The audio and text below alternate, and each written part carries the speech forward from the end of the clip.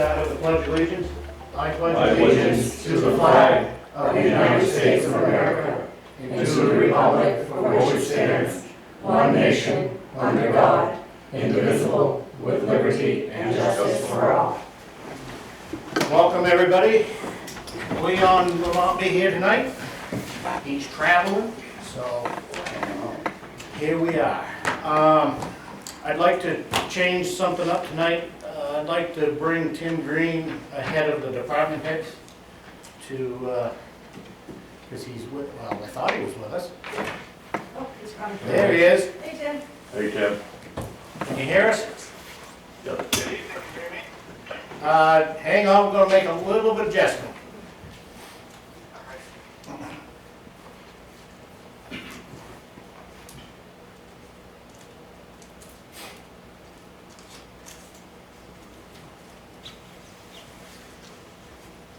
Want to try that for us, Tim?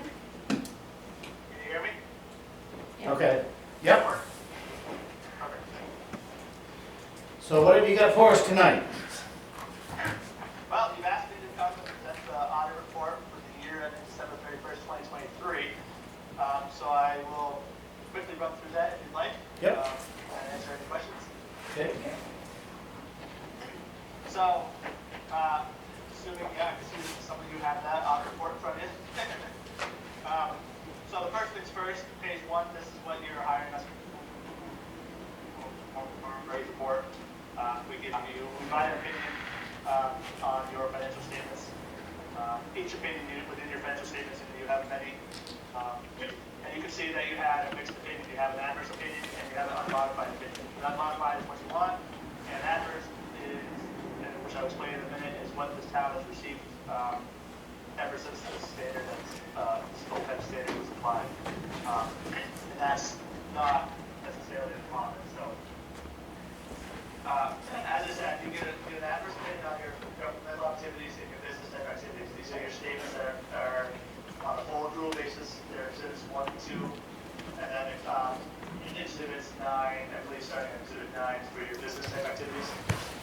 This is not your general fund. This is not your other special revenue funds, your trust funds, and so on. This is just your government-wide statement. And again, because this is a statement, as statement 75 requires towns to determine through the use of an actuary the implicit rate subsidy for town employees being part of a pooled insurance program, and the fact that GASB, Governmental Accounting Standards Board, says that this is a benefit that's being accrued, essentially like similar to accruing sick and vacation, except it's not really a benefit that the town has to pay. It's just the fact that employees can continue to be a part of this pooled insurance program and therefore get a better rate, even though they're paying their own cost. GASB wants entities to record this liability based on like as it's being earned while you're working. Even so, unfortunately, it's one of the, it's, you know, there are some standards that you just have to apply no way around it. This is one of them. The town has always chosen not to apply that portion of it. I don't give you a comment on that. I just, you know, we follow standards. You have an adverse on that line, and we move forward. Up to the town to determine if they ever want to fix that standard. You know, you have to go out and get some quotes and compare it to the other towns around you to see what they're paying. I don't think it's, in respect of your total budget, it's not, I don't think it'd be a big cost to you, but, you know, again, cost benefit analysis certainly applies in this case. Okay. So outside of that, you did get a clean opinion on your general fund, your other major funds, and your aggregate remaining funds. Like I said, 3 pages, kind of generic stuff. The only other comment in here is that the town doesn't present a management discussion and analysis. It is required. I think it's useful. Again, about a decade ago, GASB said we're going to try to make government financial statements look just like business statements and everything. So in the government realm, especially New Hampshire, I think a town report also provides a lot of that information. So again, it's a balance on it and how much time you want management to spend writing this report. Some communities put in a generic one. I don't know what value that is either. And GASB is also going to tighten up what is supposed to be in there, what shouldn't be in there. So in a couple of years down the line. So again, just to point out, in case you ever had questions on what that paragraph was saying. Okay. So, to get to your financial statements themselves, again, Exhibit 1 and 2, this is the full statement. So you have governmental activities, which would incorporate your general fund and your trust funds, most of your trust funds, and your other major funds and your non-major funds. And then you have a column for business type activities, which is your sanitation and your water departments. Okay. So just to summarize, the very bottom line, you can see the total net position. So your governmental activities total net position is just over 17 million, whereas your business type activities total net position is just under 6 million. I ran the 4-year analysis just to compare. The 17 million figure is the highest as you've been in 2021. You were just under 17 million. And then for your total net position for your business type activities, again, that's basically roughly around where the highest you've been in the last 4 years. There's some further information I can go into as we move forward. So, actually, sticking with Exhibit 1, excuse me. And by the way, I tend to talk fast, so if you need me to stop and repeat myself, please. Okay.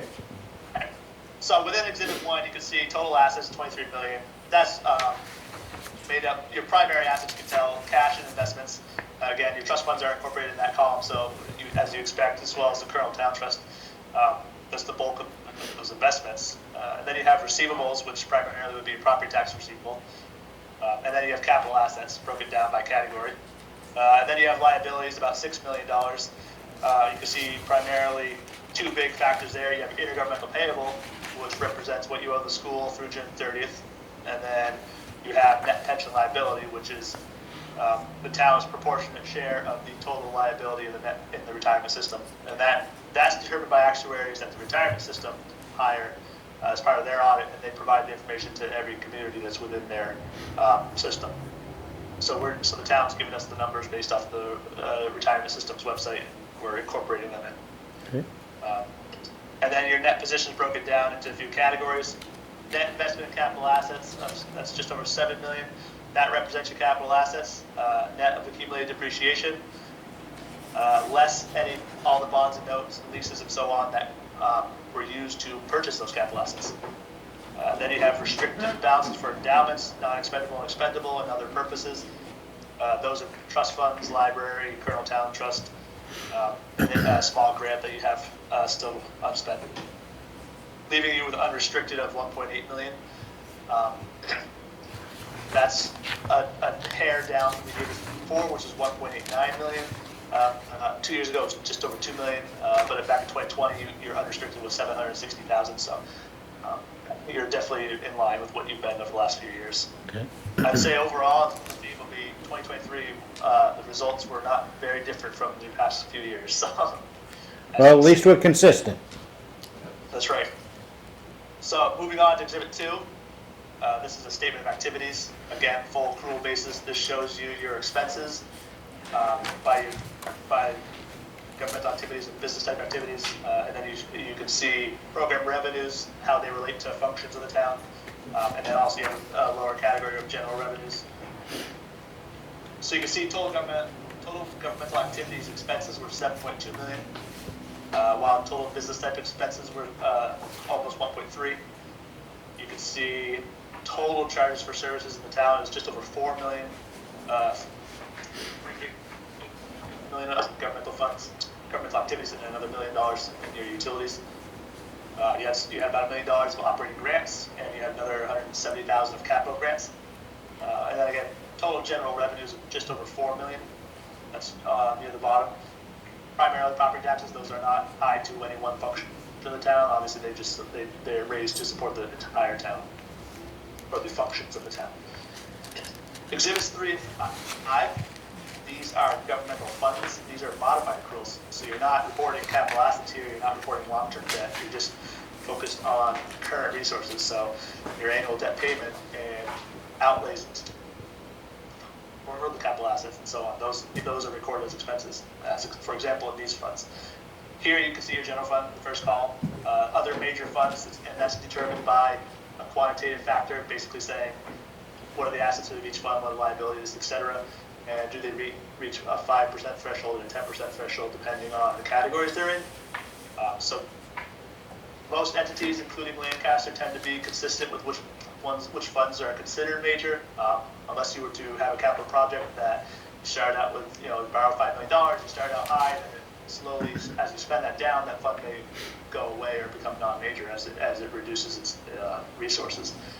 But in Lancaster's case, I would expect to always see the library here, your trust funds, your Colonel Town Trust. Those obviously are your larger funds within the town outside the general fund. So in that first column, again, you can see the general fund had about $6 million of assets for the year. $2.5 million of liabilities, again, primarily the amount owed to the school. You had deferred revenue of about 1.3. Mostly that is property tax receivables that you have not received by the end of February after the year is over. On a modified accrual basis, you don't consider that revenue because it's not available to use. If you don't receive something for 6 months, you really don't have it to spend that year. And then your fund balance, total fund balance of just over $2 million, broken down into non-spendable, which represents prepaid items, and tax-needed property, neither of which you can convert into cash to use in the future. A prepaid item literally means you've already spent the money, cash is out the door, but it's for the next year. So it's technically an asset, so you keep it as non-spendable. Your restricted balance about $20,000. That's a grant that the town received a few years ago that it just has not expended yet. There's a matching encumbrance that the town's been carried forward as a grant. You kind of have the ability to use it when you actually use it. You don't have the time frame. Committed fund balance about $150,000, and your assigned fund balance about $300,000. Typically, those represent continuing appropriations or departmental encumbrances. Can I ask you a question? Then you have an unassigned fund balance about $1.6 million. That's down about $70,000 from the year before, and down about $200,000 from 2021, but up about $250,000 from 2020. So again, basically on average for the last 4 years. 2021, I think, was a rebound year, if you will, after COVID. 20s spikes, a couple bounces, but generally speaking, your average of the last 4 years is roughly where you're at 2023. Exhibits 4 and 6, that's a crosswalk between Exhibit 4, it says here's Exhibit 3, the total governmental fund balance, and then here's Exhibit 1, and what are the differences? And it explains basically what you're adding to one basis and what you're taking away from the other basis. I don't detail that because it's also explained within the notes. But of course, if there's questions as we go about that, I can answer those. Flipping to Exhibit 5, this is the statement of revenues, expenditures, and changes in fund balance. Again, the same major funds, of course, are reported here. Going through the general fund, you can see the total revenues of $7.2 million, made up of taxes, license permits and fees, intergovernmental revenues, charges for services, and miscellaneous. Total expenditures of $7.4 million. You can see an excess, actually, you can see revenues under expenditures about $186,000. And then you have other financing sources, which are transfers in and transfers out. The net amount of that was $47,000 coming in. So your total net change in fund balance was a decrease of $138,000. In comparison to the year before, was a decrease of $140,000.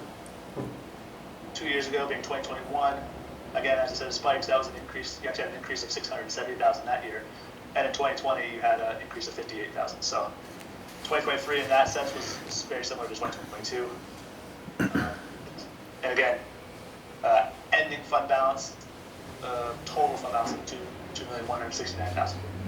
And you can also see the library increased its fund balance by about $105,000. Expendable trust funds increased $120,000, and the Colonel Town Trust increased by about $330,000. And then the other governmental funds, which is made up of multiple funds, had a total increase combined of $130,000. Exhibit 6. Moving on to that, page 9. That's a crosswalk between Exhibit 2 and Exhibit 5. So you can see the differences in basically an accounting basis for those. For example, about $1 million of capital outlay was capitalized as capital assets, but then you recorded an expense of about $500,000 for depreciation. Exhibit 7, this is your general fund budgetary statement. So this is on the budgetary basis, which has a couple differences between governmental fund accounting and then budgetary basis. So 2 columns for your budget, original and final. The only difference basically you're allowed in New Hampshire is outside of an emergency appropriation, you have any sort of unanticipated revenue. Basically the town reports that as an increase in budget and an increase in, because you have an increase in revenue estimates and an increase in expenditure estimates, appropriations. So and so you're always gross appropriating and gross reporting your activities. So again, if you're receiving money in accordance with that RSA that says it's unanticipated revenue, such as the highway block grant that was extra that they gave you for over 2 years, the bridge aid over 2 years, and so on, those just get increased in your budget, essentially, because it's always a match. And then you can see an actual column. So your estimated revenues on the final budget line was $7.3 million, and your actual revenues was just under $7.3 million. So you can see it's a negative variance about $30,000. Your total appropriations in that final budget line of just $8.1 million for the general fund. Your actual expenditures were $7.3 million, so you had a positive variance of $735,000. You can see on that line it says deficiency of revenues under expenditures, and you can see the negative about $800,000 in your budget lines. That just means the town essentially knew they were going to use fund balance or other means for that gap, if you will, with outside of taxes. You did have other financing sources and uses, which were again that $47,000 positive effect on fund balance. Your net change in fund balance, again, that you can see that final budget column, $680,000 decrease. That's essentially what was voted to. $30,000 of that was used to reduce the tax rate. $650,000 was voted at town meeting for certain appropriations. So in that second to the right column, the actual column, beginning unassigned fund balance of $2,067,000. You had a net change in fund balance of a decrease of $40,000.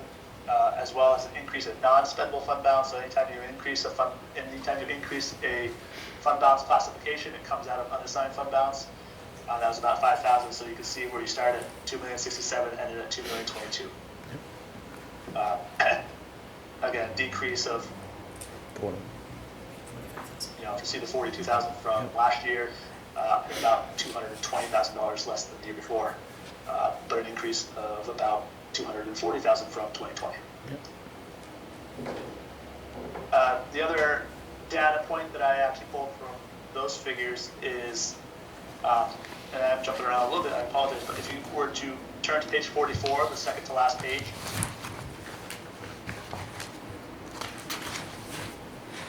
this is a unassigned fund balance.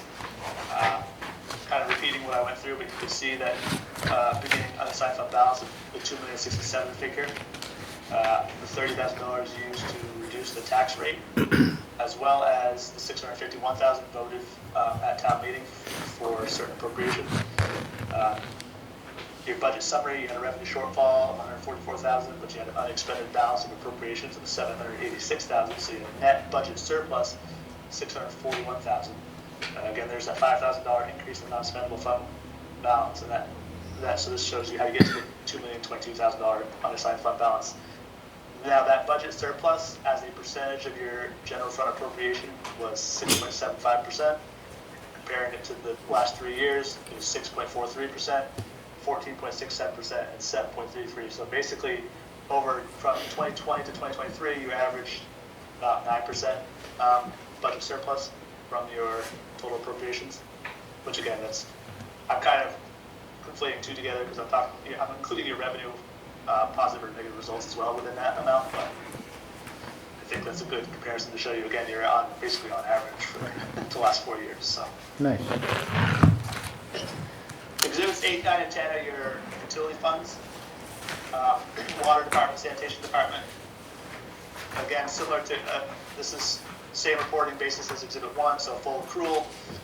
As enterprise funds, they report their capital assets, they report their long-term liabilities. You can see the breakdown. The total column would match Exhibit 1 and 2, but here you can break down between the funds. You can see that total assets for water department, 6.2 million. Total assets for sanitation, 4 million.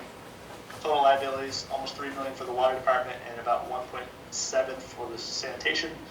And then in net position, you have total net position in the water of 3,375,000. Of that, 3.4 million is actually net investment in capital assets. So that's capital assets minus related debt, leaving you with an unrestricted deficit of 51,000. And then in sanitation, of the total 2.3 million, almost $2.4 million net position, 1,887,000 is net investment in capital assets, leaving an unrestricted balance of just under 500,000. Now for these funds, well, going to Exhibit 9, of course, this is your statement of revenues, expenses, and changes in net position. So here you can see your operating revenues and operating expenses, total operating income and loss. You could have the water department actually had an operating income of 41,000, whereas sanitation had a loss of 170,000. But then there's non-operating revenues and expenses for those funds, primarily interest on debt, which was contributed a non-operating expense of 75,000 to the water, resulting in that change in net position of a decrease of 34,000. Same story for the sanitation. They had an operating loss of 170,000, and then another operating net expense of 42,000, representing its interest expense on its debt, resulting in a change in net position of a decrease of 212,000. Now, in comparing to prior years, sanitation, that is a big jump. The previous year they had a decrease of 75,000. The year before that, a decrease of 59,000, and then in 2020 they actually had an increase of 20,000. Whereas in water, the previous year they had a decrease of 23,000. In 2021 they had a decrease of 120,000, and in 2020 a decrease of 26. I would imagine 2021 they had a project or something that was resulted in additional costs. Basically, to summarize, but I think those will be questions coming up.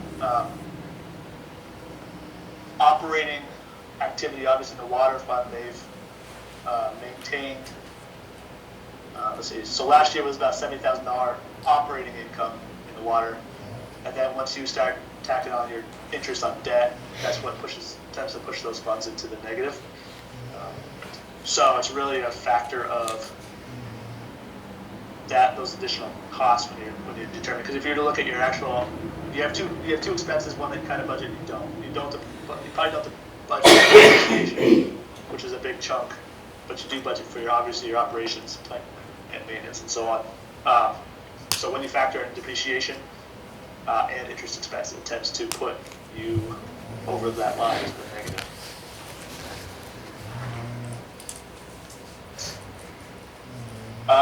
The last two exhibits in your basic financial statements, exhibits 11 and 12, these are your trust fund, fiduciary net position, Fiduciary funds are those trusts held by the town that are not for general town purposes. So you have all the money held for the school district, as well as private purpose trusts, which tend to be scholarships or other types of trusts where they only go to benefit certain individuals. They're not really eligible for anyone, for the town as a whole. So beyond that, I don't go through anything in the notes. They're just descriptive information based on describing your accounting policies and describing basically your significant items with further detail. I will answer any questions you have on that.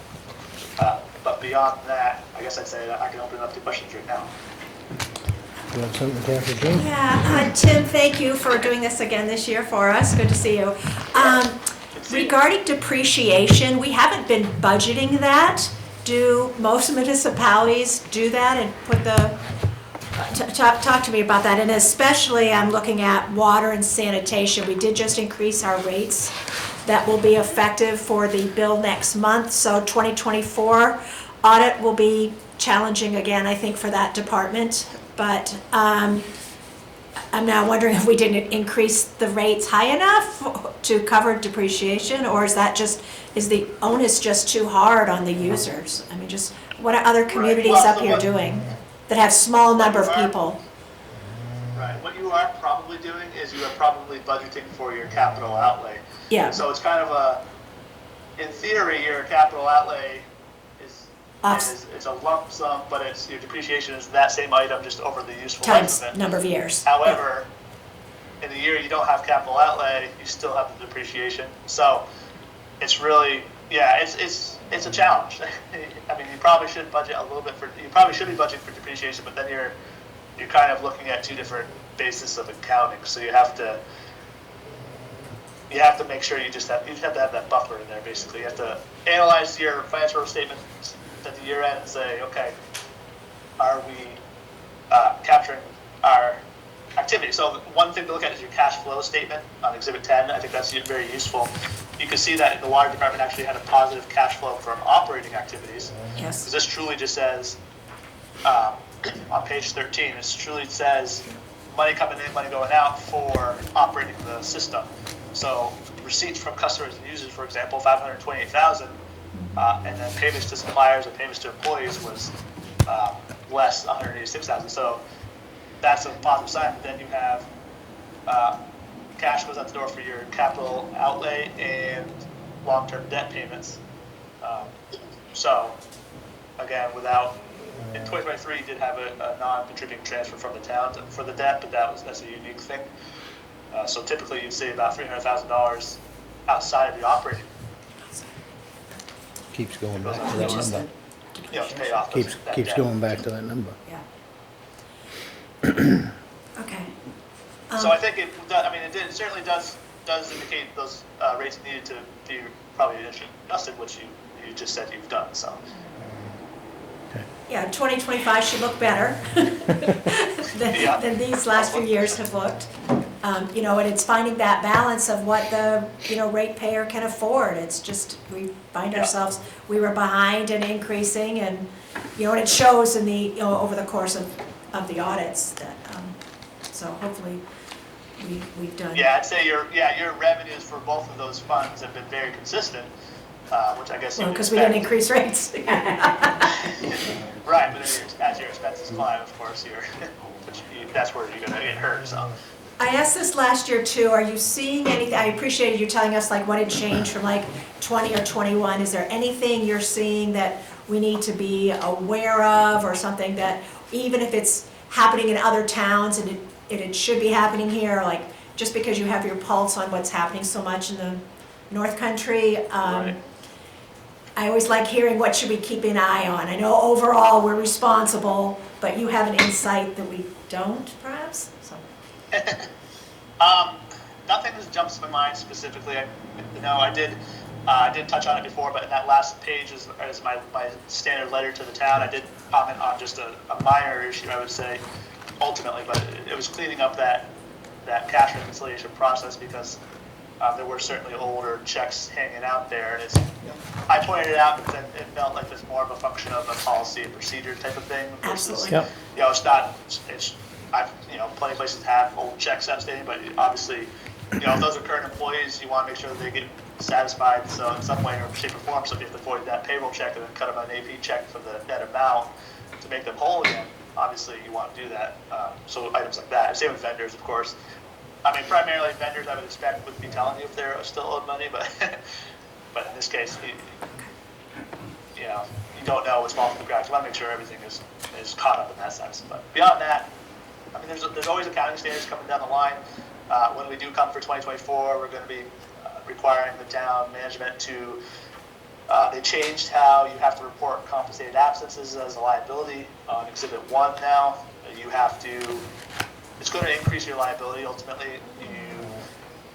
I say that, but I don't know your policy off the top of my head as far as what you allow for carryover sick and vacation time. But it would say, for example, you allow sick time to roll. Now you have to determine how much is likely to be used by an employee versus just saying, before the standard said, if that employee can't leave employment from the town and get a lump sum payment of a certain amount of their balance, then you don't have the liability. Now the standard says at the end of the year, if someone had 10 hours of sick time and they're allowed to roll it forward and they most likely will use 5 hours, you have to calculate a liability based. Okay. Yeah. So it's Jessica's writing that down. Additional, so. Yeah. Yeah, and we've got a few stores still. This is going to require more time, of course. Beyond that, though, nothing's jumping out on me for the town of Lancaster. What I'm seeing anywhere else. I mean, again, grants always have. You guys have a lot of grants. Everyone has. North Country. A lot of people have a lot of grants. It's very important, obviously, to be tracking those. I strongly recommend duplication of efforts in the sense of your accounting software can handle individualizing account lines for a grant and so on, but also I like to see more detailed spreadsheets or whatever you can document outside of your accounting software as kind of a duplication of efforts. If you have grant,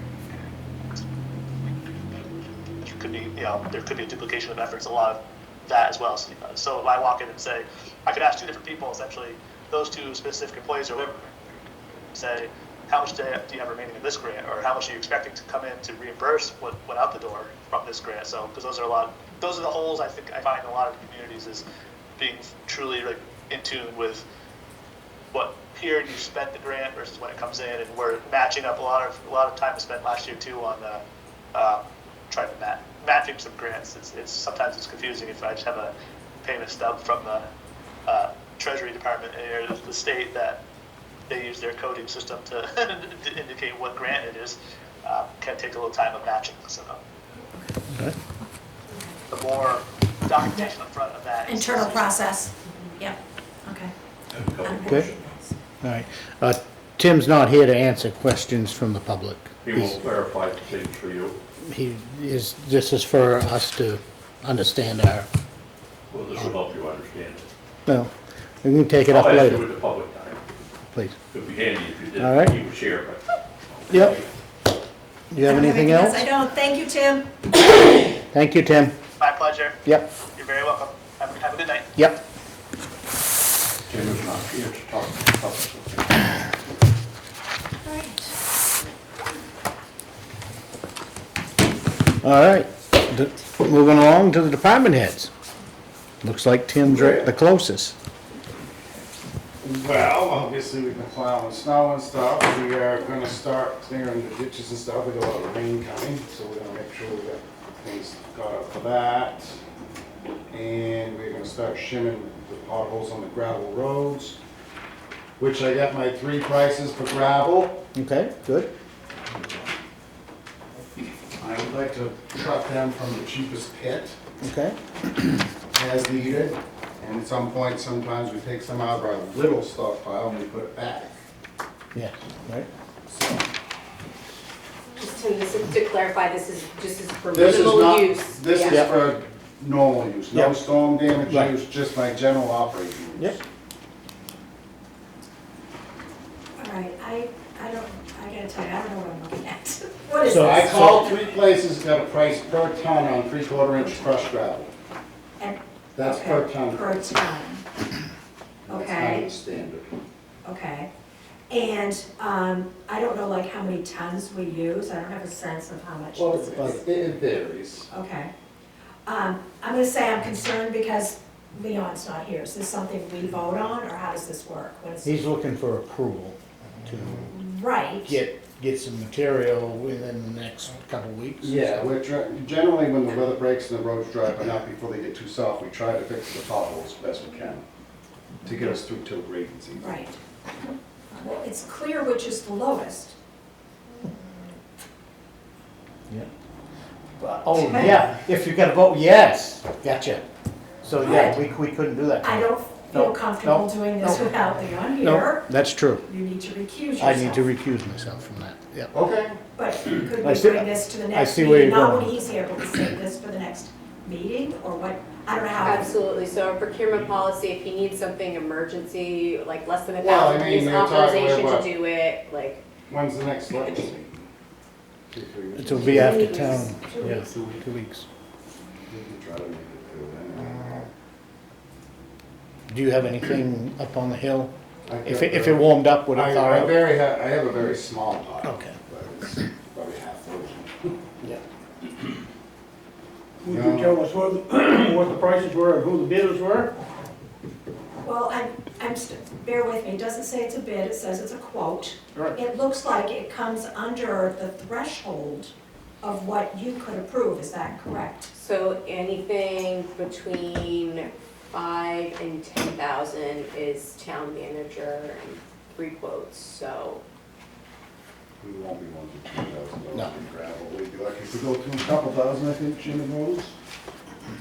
So this comes to less than the threshold that needs to come to us. Yeah.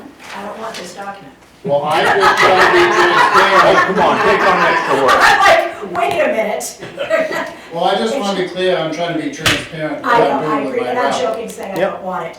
I do want it because Oh. Shane's involved. Right. But it's under 10,000. All 3 of these quotes are under.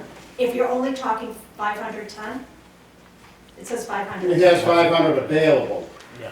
AB has Yeah. hardly any available, and of course, the distributor has some too.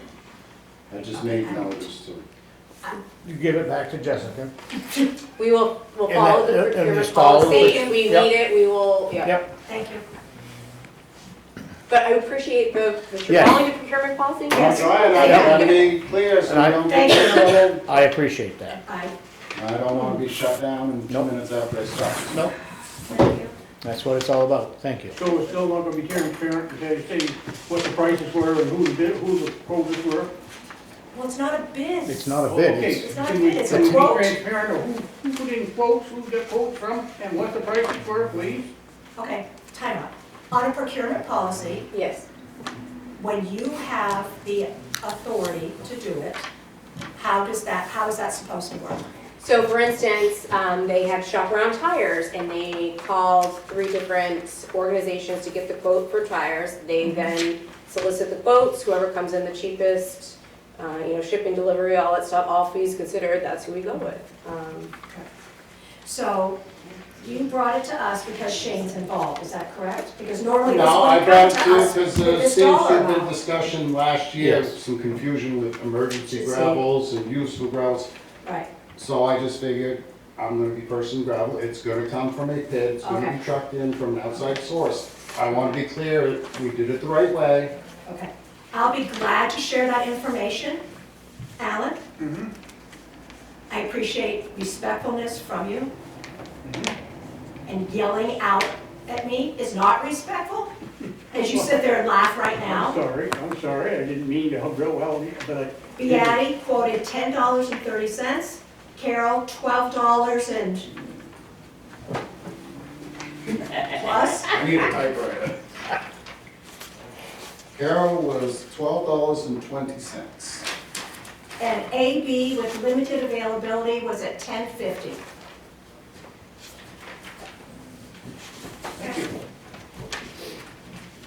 All right, what else? all right. The warm weather coming, I plan on putting the road bands on, they're temperature down anyway. It's gonna be fairly warm this week, cool off for a couple days, and then start getting into the 40s again, so.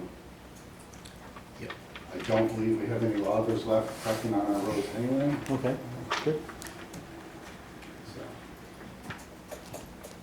And that's about it. And may I ask the question of the select board, have you put it in the paper, are you intending to put it in the paper that all compact areas of town, all compact streets are banned? You did last year? We did last year, didn't we, Al? Yes, you did. Yeah. And it was overlooked a number of years, and you ended up with construction jobs going Yeah. in all over town. Yeah. And everybody said, well, I didn't know. Now, the second thing is, you've got to talk to your police chief, because he told me with great authority last year that he could not stop any heavy trucks on a road that didn't have a orange sign on it. And that's completely out of the thing. He argued with me, he knew more than I did. He said, such as Pleasant Street, you couldn't stop a cement truck from going to Pleasant Street because it didn't have an orange sign on it. Well, we all know that Tim isn't gonna put a sign on every road and street in town. That's why the notice goes in the paper. And it fell by the wayside for a number of years, and it was very much taken advantage of. oh, no sign up, so we're gonna go. And so you've got to put it in the paper in order, but you gotta talk to your police chief and explain to him the law, because he clearly does not understand it.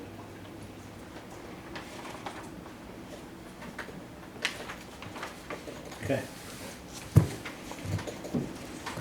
So we're waiting for the next, no, she. No, she can do it. Yeah. Okay, I just want to be clear. Yep, Because we obviously, you know, we got a short window to try to do this. sure. Yep. So that's all I got. All right, thank you. Tim? Well, as most of you know, we had a water leak Saturday morning, so up on Portland Street. Thanks to Shane and Tyler for helping us out on that. Obviously, we can't do it without Tim's crew. Basically, it was a lead joint that pushed out, and on the third try, we finally found it, which, that's the first, that's been a long time since we chased one like that. That one was just weird. But we got it, and then we had to field a few dirty water complaints. Yep. You called me that Yep. night, and then the next day we had a couple, so haven't heard anything about that anymore. A little hesitant to really flush them hydrants on that street this time of year, because, I mean, obviously every 20-some feet there's another lead joint. And that line is old, all the way up to where the guy that used to do the snowshoes. From there to the end of the line is new. And from the snowshoe guy towards town is the older part, which that's the section we seem to have a lot of leaks on. And knock on wood, we haven't had them on that street for a while, and it used to be a pretty common occurrence, so let's just hope this is one and done on that. But it is kind of water leak season. It seems like the month of March, when things start moving around, it seems like we have the problems with it. And again, we've got a bunch of rain coming, so same thing, we gotta gear up all of our pump stations, because we're combined systems, we pump all that storm water, and if we have any flooding in town, that pump station on Heath Street will run, it'll run nonstop for a while. So we're gonna make sure all the diesel tanks for the generators are full, and pumps are ready. And other than that, anxious for spring. Okay. All right. That's all We the do have we do have another meeting with Hazen, they're coming up to discuss the service line. Okay, later on. They're gonna try to, hopefully, we're gonna try to continue to shrink that list down before we actually have to start digging up and verifying. So you got two this weekend.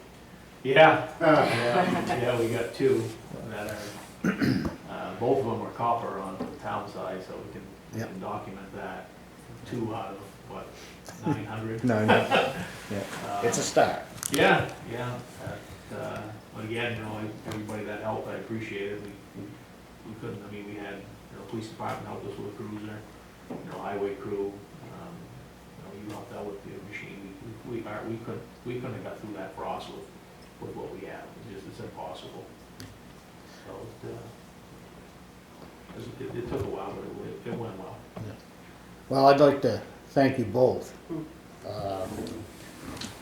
You know, that went pretty smooth, I thought, given the complexity of trying to find it.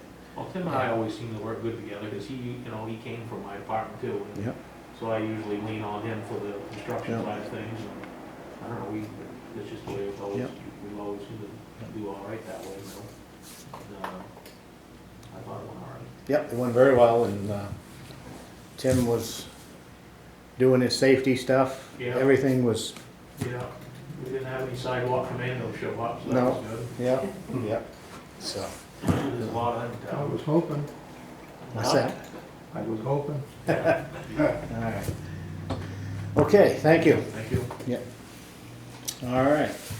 So, if you guys want to leave or you want to hang out, that's fine. Tim's done. No public hearings. Oh, we get to review the minutes. I'll make a motion to approve the minutes of February 18th regular meeting and non-public meeting as presented. All right, got the motion and I'll second it. All in favor? Aye. Aye. All right, that was simple. So we got some paperwork, huh, Jessica? There's that.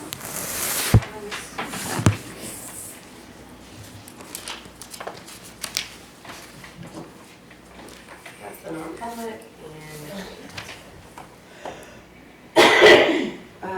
Yes, we have, timber tax warrants for map R09 lot 59 and map R09 lot 51.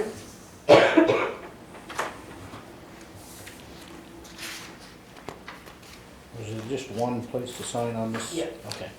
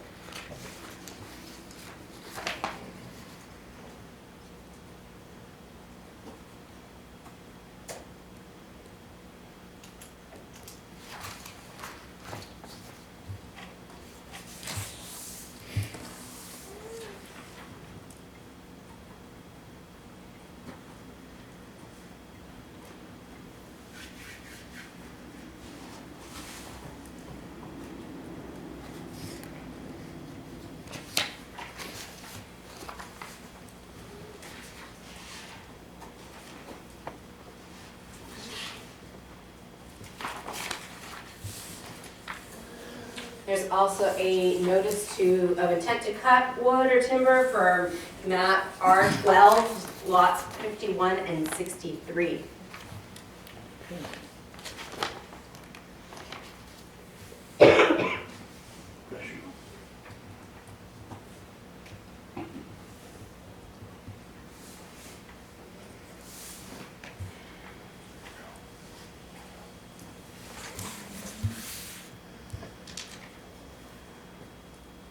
Can I ask a question? Is there a way that I can get copies of them? Because sometimes they could be cutting wood. We've had in the past where they cut wood on or near our water lines. Oh, Yes. And I mean, like all these here, I don't Yeah. know, R whatever, I don't know where that is, but yeah, I know in the past that we've seen them move equipment in and had to kind of, yeah. you know, put boundaries and where they could and could not go. Yes, I can. Yeah, if you could. I mean, I bet most of the time it's, And it, on there, the tax map and lot, but it also has which roads they're gonna access from, right, so you might have some idea. yeah. Yeah. Yeah, I appreciate that. Well, and if you do have a question, you can always come in, we can show you on the Yeah, map too. yeah. Good? Yes, You looked like you had a question. I do not. Okay. All right, no new business, no other business. Storm. Old business storm update, I did send over our repairs for the roads and in the condition that they're in. They're not complete yet, but I sent that along to FEMA folks so they can start reviewing everything. And we also received a payment from them for $4,626. That was for the emergency debris removal, so we'll start to see the checks coming in. That's it for now. I missed last week with them. I was supposed to meet with them in person Thursday, and I was sick and out of the office, so we'll be meeting this week. Okay, great. Select board members report. The only thing I have is actually for charity. Do you have enough people to help with counting voting, and do you want to put a pitch out to get people to help count, or are you set? Well, I've started looking, and I suppose if people are interested, they're more than welcome to call me. Okay, We're now counting the school ballots, so it's gonna be extra. Okay. That's it? I have nothing to report. Town manager has something to report. All right, yep, I do. In the past couple of weeks, we received some training for me and a refresher for charity from Casey Gordon at the Division of Emergency Safety and Communications with the Department of Safety on the New Hampshire E911 address manager website. So we sat through and I was able to meet Mr. Gordon. Rusty and I participated in a Recycle Right North Country meeting with NRRA on February 21st. NRRA is going to be providing us a template to use for our transfer station. And we're going to input some data and provide them with the results so they can continue on with their process for this grant. They won the award. They are still proceeding as if the award is coming to them. It's still kind of a gray spot, but we're happy to help them with that. Last Monday, I attended a floodplain basics for locals officials training in Littleton through the Office of Planning and Development. They touched on information in this program about the National Floodplain Insurance Program. I had 2 welfare cases, both were awarded. We had a strobing streetlight, which is now off. That was reported to Eversource near Main and Middle. And I checked the work order earlier. They haven't scheduled it yet, but it's been submitted. And I did want to also thank Zach Dickinson for the video service that you've provided to the town. Thank you so much for the service, and this will be his last select board meeting with us due to some budget cuts. So we hope to see you at town meeting and in the future for sure. Absolutely. Thank you so much. Thank you. Thank you. And that is it for me. All right. So just a little bit of informational. New Hampshire DES has a small motor mineral dredging permit. We got some zoning approvals, a land use, sign permit, and that's it. Public comment yet? No, all public comments, yes. Mr. Christie. Well, yes, I do have a few comments. Start with a few questions.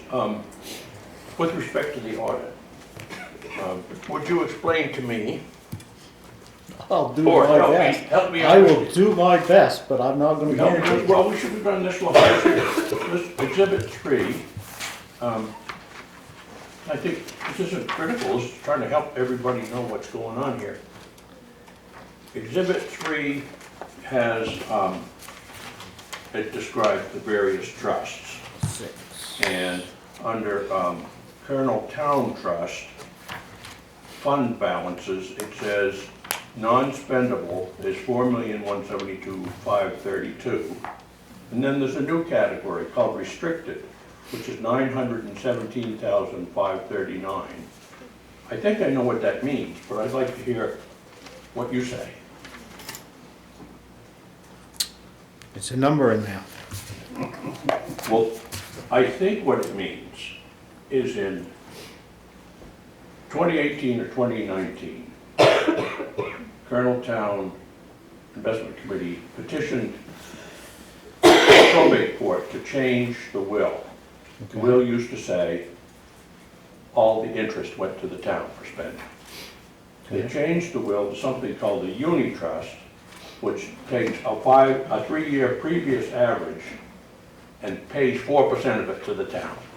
So I think what that $917,000 represents is money that you would have received under the old will, but you do not receive now under the new uni trust. So in other words, there's almost $1 million held back because it's the excess over what was paid out. For example, what's paid out basically year to year is about $210,000, whereas the figures show that 1 year, what could have been paid out was $500,000. Another year, there was, let me get to that,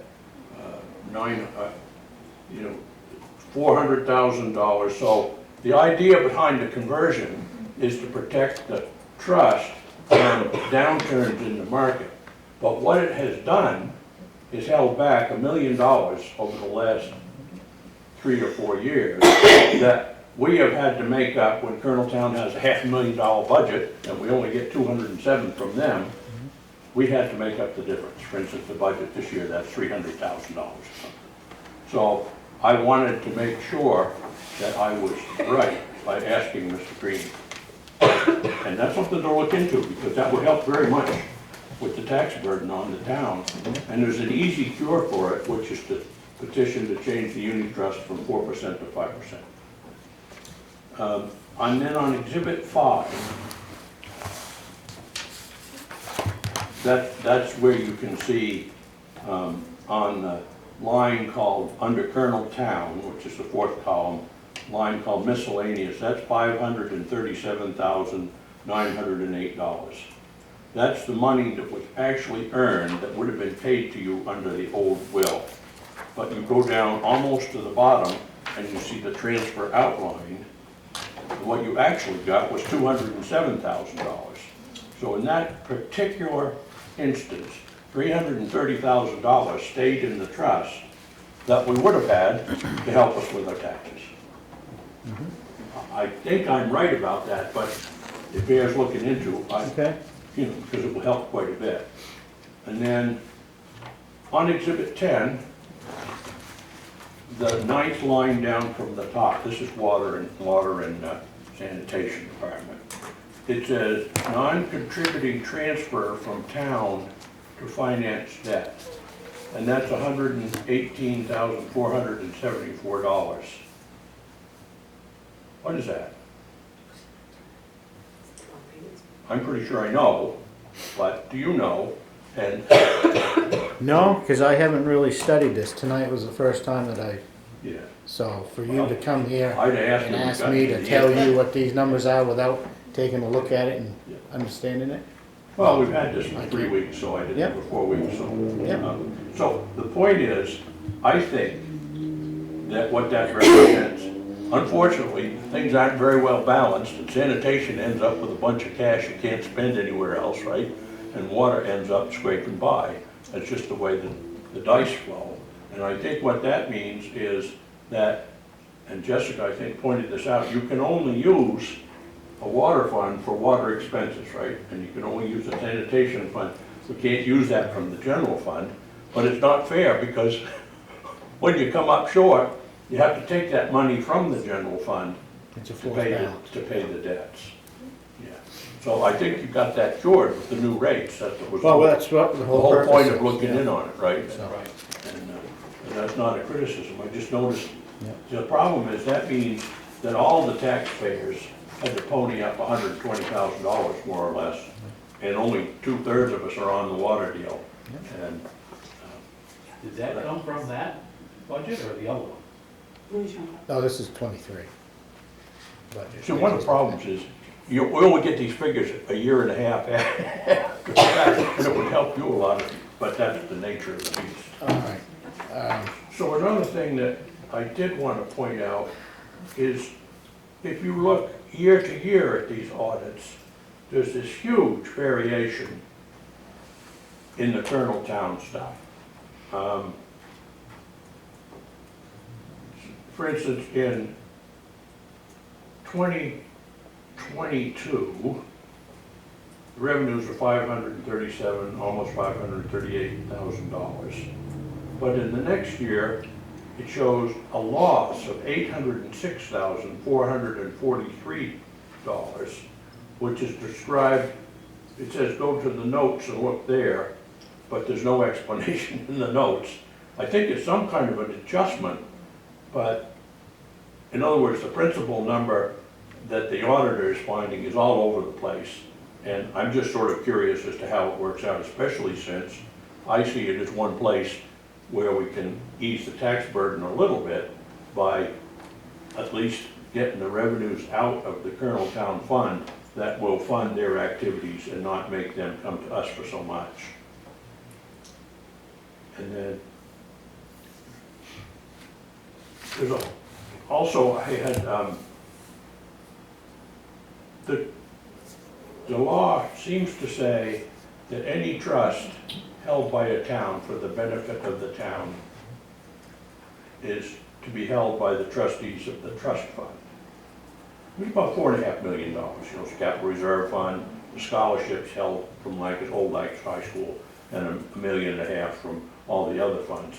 But why isn't the $6 million Colonel Town Trust Fund, which meets the legal definition, part of the responsibility of the trustees of the trust fund? I believe that might be written into the trust itself. Oh, No? I read it. Yeah, it's a good question, because the law makes the trustees of the trust fund report on the performance of each fund each year. And there's some real wild figures in what didn't get reported. And again, I don't think anything crooked is going on. I'm not implying that. I'm just saying this is very complicated. And especially when we're looking at going to the bond market for bonds, anomalies like that can give you a lower bond rating, which makes your bonds more expensive. And we already know we need to borrow money, and for good reason. But that's the sort of thing that I'm wondering about a little bit. And so another, How many more pages have you got in that phone? Rob, I want to ask a question. Have you asked the trustees of the trust funds what they know about Coloneltown Trust when you've been at their meetings?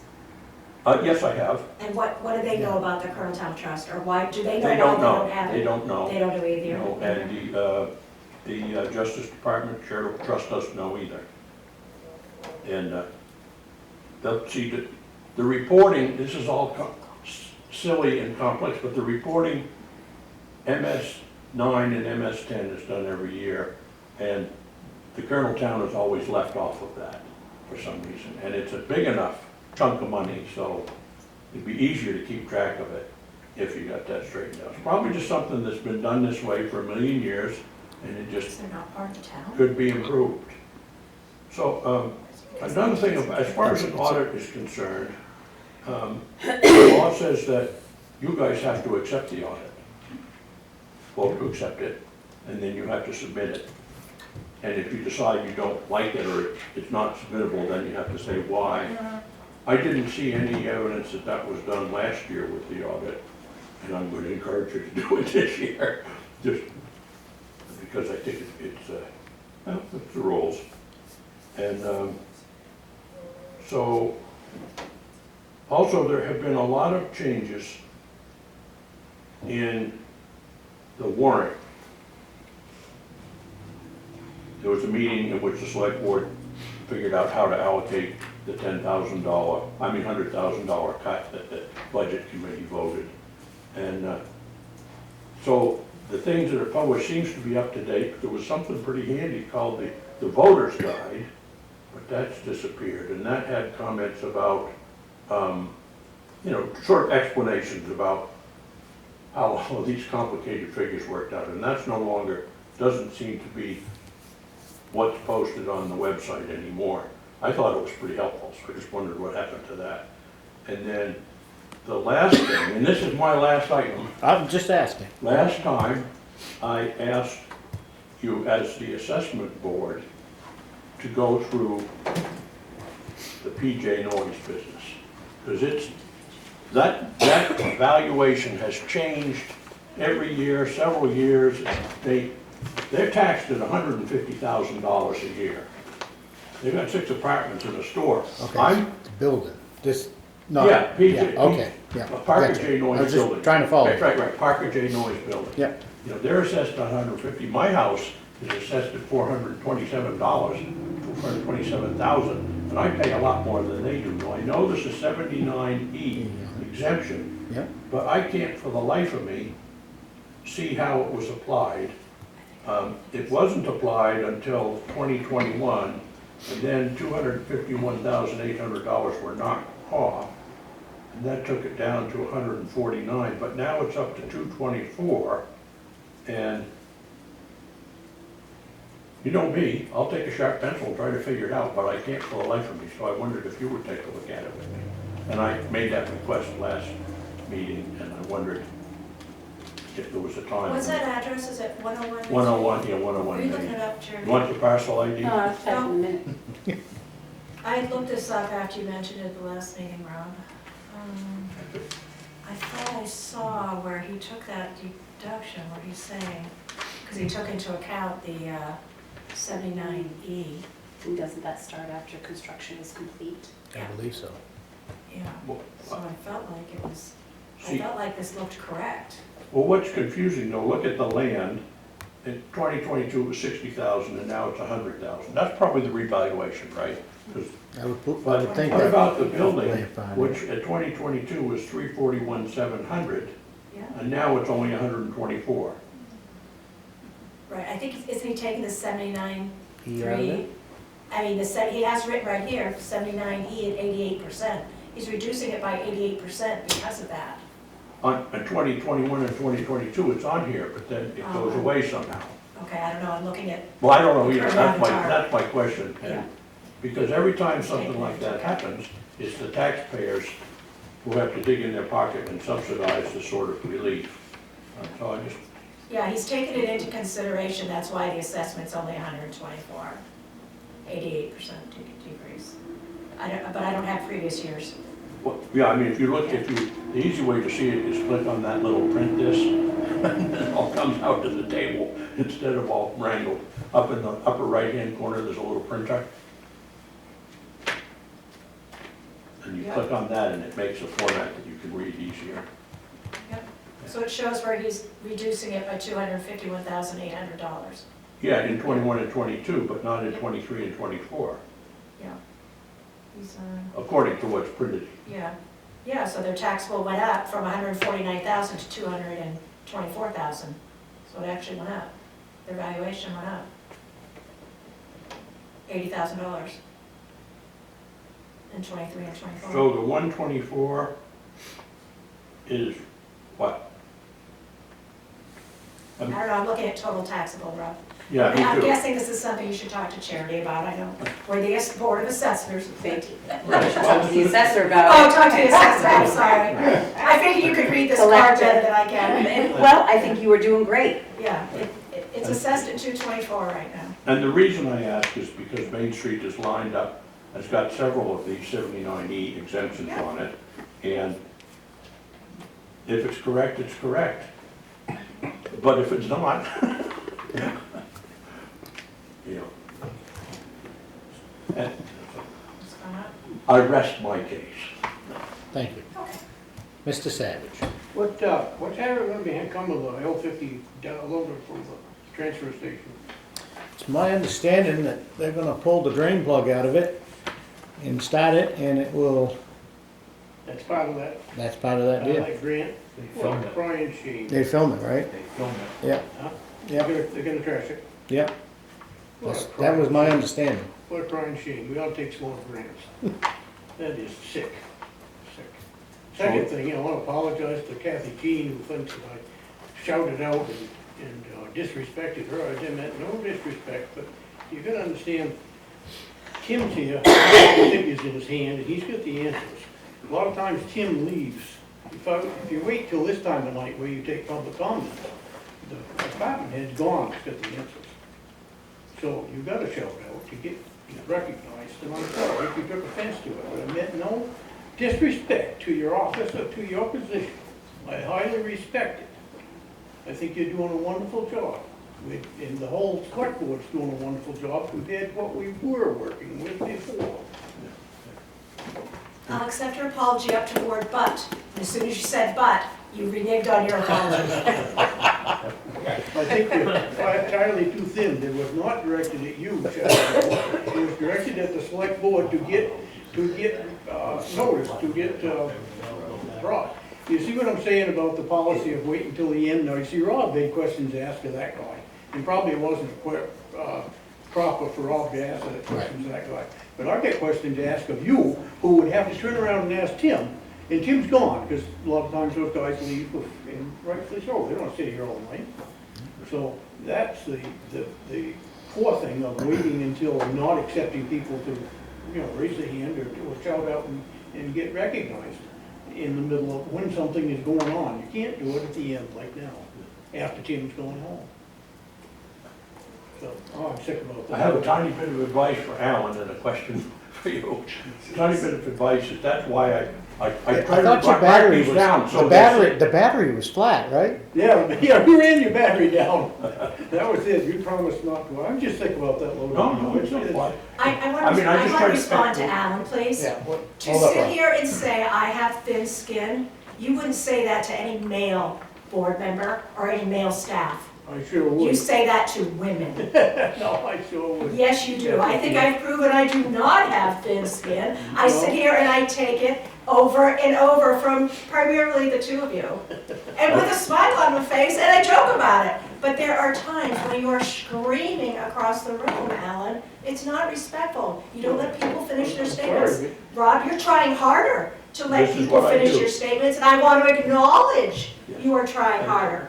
But I am but- constantly interrupted by both of you, and it is annoying.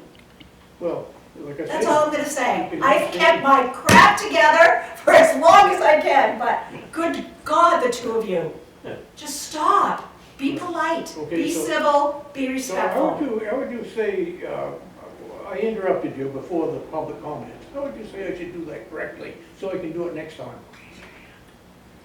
You are asking me on politeness and etiquette, Yeah. how you should behave. Right. Like we should do a civics 101, how you behave in a public How meeting. would I be recognized by the board in the middle of this before Okay. public comments? Okay, I think you remember when we had the discourse, the unfortunate discourse with drag story hour. Right. And we got to the point where we said we were gonna have our rules of procedure. Right. And we were going to conduct the meeting. This is our meeting. Mhm. Public comments are just that, they're comments, they're not Q&A. We Right. don't have to answer your questions, this is our meeting. We have set it up so we can conduct our meeting and the comments can be at the end. And I think for a couple of meetings, you made appointments when you wanted to ask questions. Well- I also would encourage you to talk to our department heads, they're more than open. They answer questions, they're polite, they're busy. In the case of tonight, this gravel business came up. This wasn't on the agenda. This wasn't something that I could ask. You could have asked them tomorrow morning. No, Did you have to know at 7:13 tonight? I had And no- interrupt while I'm trying to read a piece of paper that I also didn't know about and I didn't know was coming. And I saw that there was a board member's name on it and we had another board member not here. And while I was trying to figure it out, you had to continue to interrupt me. I'm asking you to be respectful. And you're saying you don't know how, that I have to tell you how to be polite and respectful. I'm It's sorry. I don't frightening. think I was Al. talking to you. I was talking to the chair. I was Ah, talking to the you're board. talking to the chair. Okay, Okay? I'm done. I've said all I'm gonna say I'm done. tonight. No, she's in the chair seats. Wait a minute, Well, then you go you back haven't to been this. No, then you go back to this. Now, Shane's gonna be the chair this next year. Yeah. The chair should sit in the middle, damn it. That was, I like this end here, because the door's right there. right, no, I mean, when you go to a meeting, the chair is generally in the center, and that's how somebody recognizes the chair. Well, Thanks. you get a hat. Yeah. I think we'll sit where we want to sit, no? A visor. Thank you for that. Rob, I just want to mention that I am reforming myself. I held my hand up in the air for an hour and a half at the budget meeting. I saw you. Finally, you called on me. I want to say that, a hint, I try to take notes so that I can remember all this stuff and deliver it to you at the appropriate time, which I appreciate. I will say that the history of this board has been, not with you guys, but in the past, a lot of stuff never got addressed and there was no opportunity to speak. Leon and KJ and Shane, you have been very good about recognizing it. But unfortunately, we're slow learners out here, so we're used to the old thing. But I would like to ask the last question, because Kathy Jean, you asked a very good question about how the depreciation works, and I didn't understand the answer that he gave because I couldn't hear it. So I think what Tim was saying was, you can fund depreciation in two ways. You can actually put it in your budget and fund it, or how we're trying to do it is saying how much we need each year to pay for capital purchases or capital repairs. If you do it every year, budgeted, it's nice and even. It could be up and down the way we're doing it, but you wouldn't want to double up on it, but the department's running behind. I mean, it's in a negative, we know it. 2024 audit's gonna look worse. Well, 2025, we think will be better. and didn't he also, just express that you can take the depreciation into consideration when you're setting the rates Rates. to make sure that at the end of the year, Yeah. the depreciation will be covered by whatever excess. Yeah. So you're taking it in, not necessarily budgeting for it, but taking it into consideration when rates are being set. Right. And I think we had tried to do We- that at the we did. $8. and it was just too much to bear. At once. And it showed, and unfortunately, it showed up in the 2023 audit, and will show up again in the 2024 audit. So Yeah. we gotta find that balance. I'm just briefly defining depreciation. Okay. That's how the accountant tells you to figure out how much you're using up every year. And so it's important to fund your total depreciation amount, or you're not replacing what you used up. That's what that figure is for. And so, you know, if you gotta invest, that's good, but if you find your capital budget and you're not spending that depreciation to replenish your equipment, then you might have a red flag, you know. So that's why it's useful, and that's why it's a non-cash expense, so it doesn't ever show up in your revenues and expenses that you have to do your budget planning. But it's a good tool to use, and it leads to the fact that a good master plan and a good capital improvement plan would make everybody's life a lot easier around here. And I know that's I understand the master plan is up for approval at the planning board meeting, and there'll be a public hearing about that. But more importantly, the capital improvement program is the formal way that you guys get your stuff down there, so you don't have to scramble around and beg for everything, you can have a plan. And so I look forward to having that. I think it's a good tool for all of us. Okay, I'm gonna take this opportunity to ask for a motion. No way. There's always gotta be one. I'm sorry. Okay. This will be hopefully the last one in a very long time. It's good. So 91A32L, consider of legal advice provided by legal counsel, either in writing or orally to one or more members of the public body, even when legal counsel is not present. Okay, so we need a Non-public. Go into motion to go in non-public, Yeah. and then a roll call, right? Yeah. Yep. So I make a motion, I'll second it. yeah, All in favor?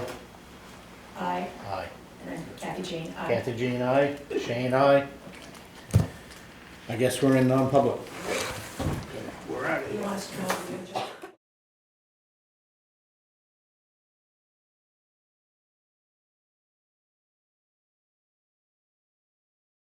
Make a motion to go back into public? No. No, we're out, we're the, What do I have to do? I just like the motion to Seal adjourn. minutes. Oh, seal minutes. I make a motion to seal the minutes until the matter's adjudicated. That's exactly what I wrote. I'll second, Cool. I'll second that. Okay. All in favor? Aye. Aye. Kathy Jean. Okay. And then I make a motion to Adjourn. adjourn.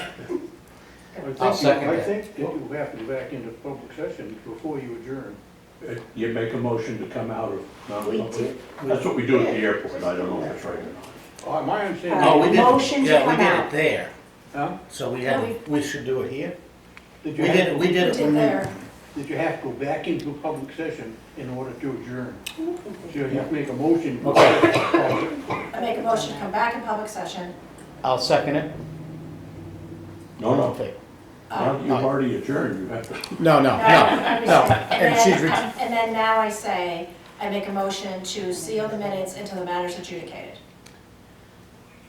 I'll second that. Okay? All in favor? Aye. Aye.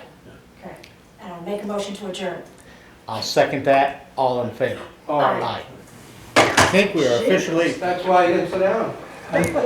Non-officially, there was a vote.